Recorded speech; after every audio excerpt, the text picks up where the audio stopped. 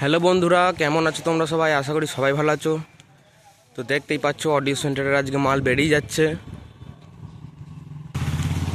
তো আজকে মাল বেরিয়ে যাচ্ছে মাদপুরে দোল পূর্ণিমা উপলক্ষে।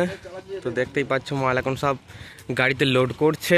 তো চলো একটু এগিয়ে গিয়ে দেখাই তোমাদেরকে।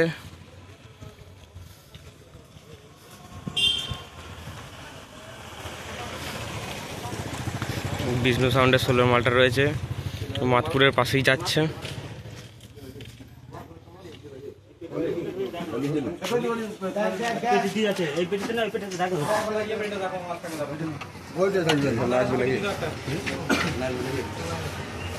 আমাদের 250 পেটি দিতে একটা।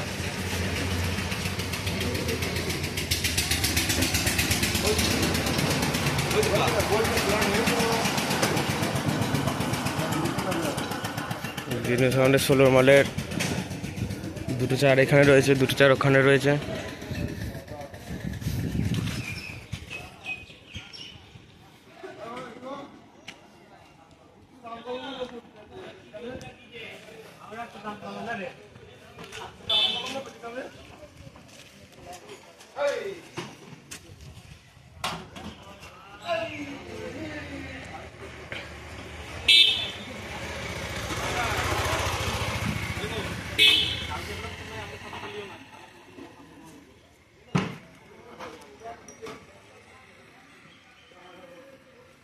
তো চলো বন্ধুরা, ভিডিও এখানেই শেষ করলাম।